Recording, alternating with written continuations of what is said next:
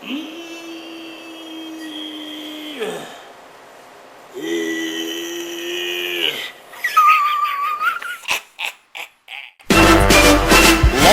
homes on wheels, wheels on wheels, barbecue pits on lawn tractors. Don't miss this episode of Lifestyles of the Rednecks and Lamest. Be part of the Redneck Luxury Pool Party. Come along for the ride as I, Robin Leach, take you on a fantastic tour of luxury homes, fortune and yachting through bayous and swamps, and redneck romance. Deep in the heart of Texas we join Mr. Fry. Direct from his high-rise villa in Bug Tussle, Texas, we join this man who is valet to the original arbiter of all things funky, Pop Daddy, to the fabulous Pitmaster T, from high-tech mobile bag phones from Pop Daddy's stretch DeLorean. Here he is, assisted by his bevy of beauties, Mr. Fry. All right, now sit down. Now, Pitmaster T is going to be with you in a moment, and he's going to show you how to make Beale Street Red and Wet 2.0. But first, a little message from our sponsor. We got to pay the bills, you know. I'm just trapped here. You don't let me have any fun. Pitmaster T was the genius of his generation. But with genius can come insanity. I've told you this before. You're not pulling them in like you used to. Nobody understands your barbecue but yourself. Pitmaster T, kicked out of the National Barbecue Forum. You're not blind. Look around you. Ain't nobody digging you. Banned 3 times from Barbecue Brethren. Let me give you some good advice, Junior.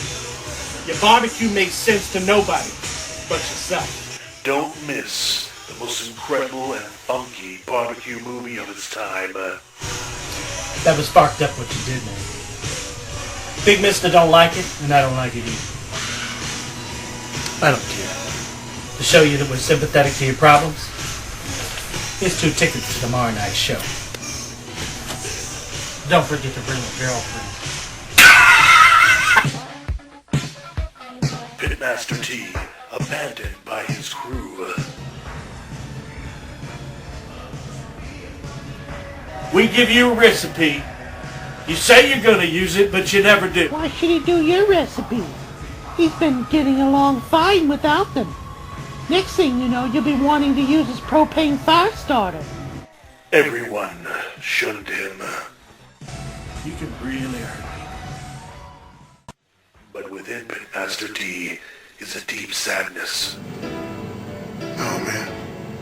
I don't run him down. I don't have to.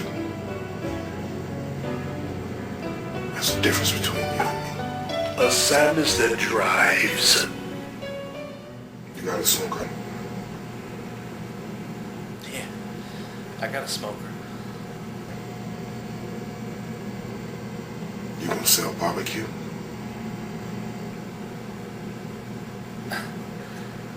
Maybe, I don't know.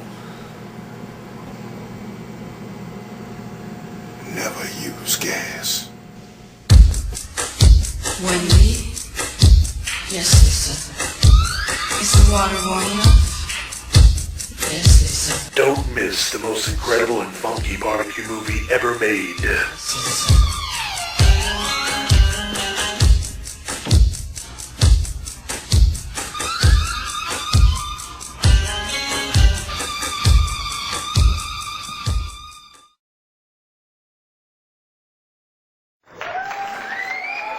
Hello, thank you for tuning in again to Half-Ass Barbecue Recipe Series. My name is the fabulous Pitmaster T. Let's play hardball. Today we're going to talk about sauce. Today I'm going to redo, although there's not many changes, my Beale Street Red and Wet. But I want to let you know most of the Beale Street Red and Wet is made out of sliced stone. That's what this is. Surely you've seen this at Walmart. You go to Walmart or Sam's, but if you go to Walmart to the bulk section, it's usually there where all the mayonnaise and stuff is. Usually at the end of the aisle you'll find one of these. This is the unit of measurement I'm going to do to be putting together. So from now on, I won't be talking about cups. I'll really be talking about parts. Okay? All right, so I don't know how many of you remember the last time I talked about sauce on the Hit Me Fred sauce and on the Purgatory sauce. I mentioned a steeping method. A lot of people tend to want to add their slurries first, which are their mustards or their tomato sauce or their ketchup, and then add back spice to that. And then it doesn't quite marry as quickly. So what we're going to do is we're going to make a steeping liquid with all our thin liquids, add the spices to them, put them on for a boil for a little bit so we get a good, nice broth. And then what we're going to do is add our slurry. So let's start with a pan. Get a pan with a thick bottom. All right, let's take our thin liquid ingredients. We are going to be using Billy Ocean. Billy Ocean, 4 parts of Billy Ocean, that's a lot.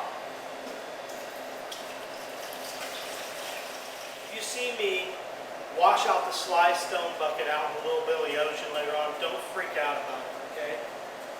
We're also going to be using 2 parts of Aretha Franklin.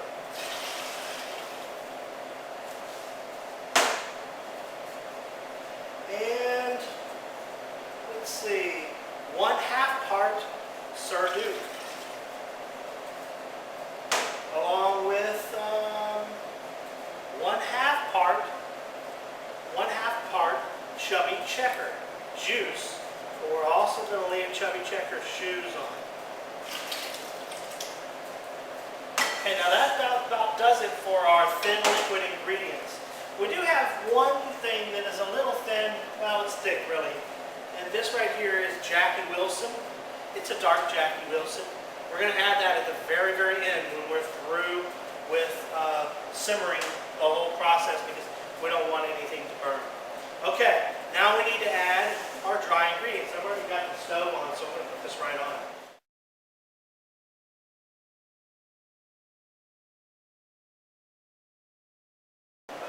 We have these following parts that we'll combine into one part. 1/4 part of Larry Graham, 1/4 part of granulated Prince, and a 1/2 part of Butt Glitter sprinkled rub. That'll make 1 part. So that's what I'm adding to this liquid. All right, so here we go. 1/4 part Larry Graham. Ooh, that smells good. If you look here on the camera, you'll see me pour both of these in. These are not 2 parts. This is 1/2 part of Butt Glitter rub. That's going in. And the last thing is the 1/4 part of granulated Prince. Now we'll mix that up and put it on the stove. One last thing. When I want to cold stop the simmering process, I'll go ahead and turn off the burner. On this thing, it takes a little while. And I'm actually going to use a little bit of Little Richard and a little bit of James Brown to bring that temperature down. As a matter of fact, the quantities on this are 1.5 parts of each. So let's get this mixed up and boil it for the steep.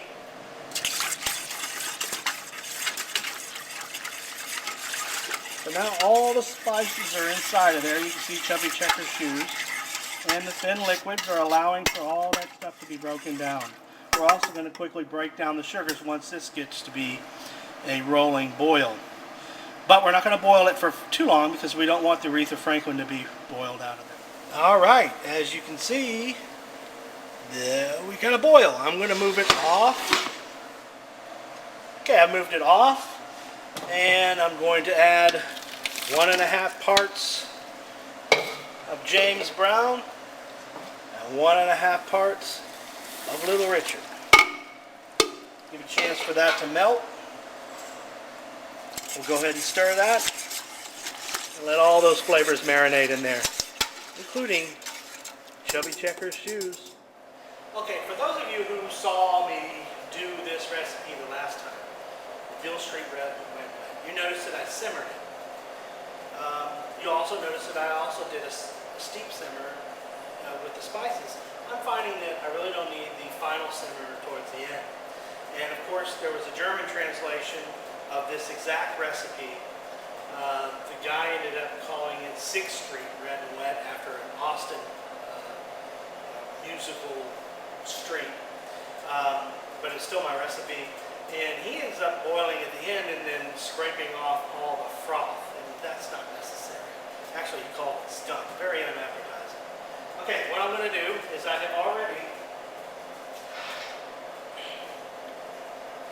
done all of my steeping. So I had now the 8 parts of sly stone. This is not the family stone, which is used in the Hit Me Fred sauce. This is sly stone. You find this under $4. We're going to pour that in there.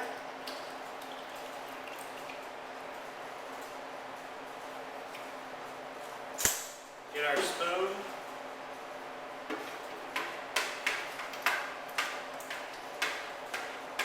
Does that go in there? Sure does. I'm really going to make a mess.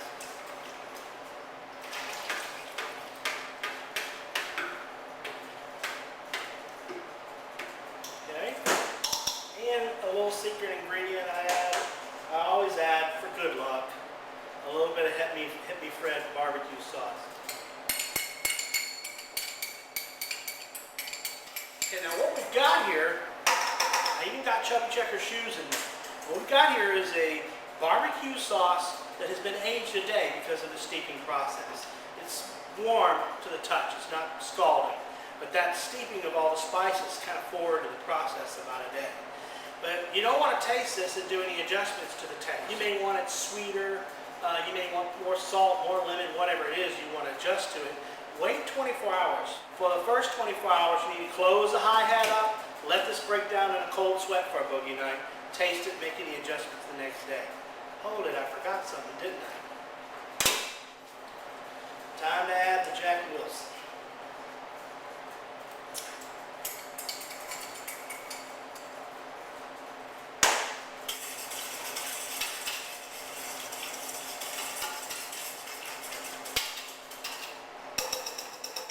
Alright, now that we've made this funky, we can close the hi-hat up, let it break down in a cold sweat for a boogie night. Don't try to adjust anything the first day. You can taste it, just don't adjust anything. If you want it sweeter, saltier, more lemon, more pepper, more spice, whatever it is you need, wait for a day. Wait for this to kind of get its elemental juices going. It hasn't revealed its personality. So let's put this away for a boogie night.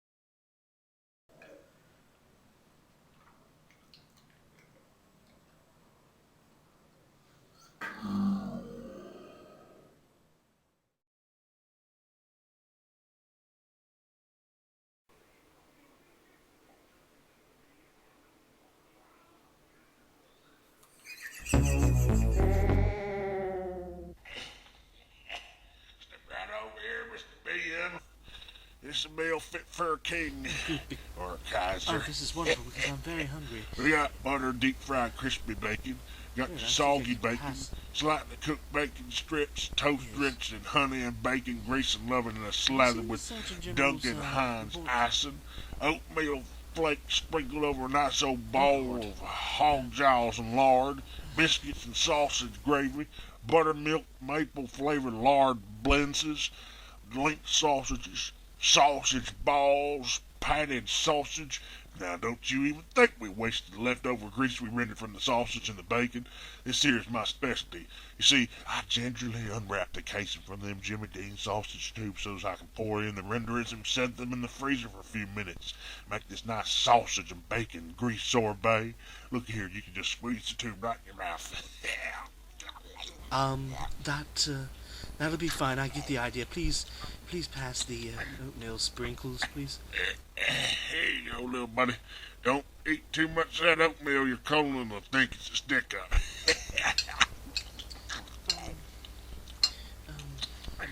Mr. Fry, Yes, Miss B.M. last night I noticed Pop Daddy said something odd. Perhaps you could clarify it for me. Shoot. Well, he said to you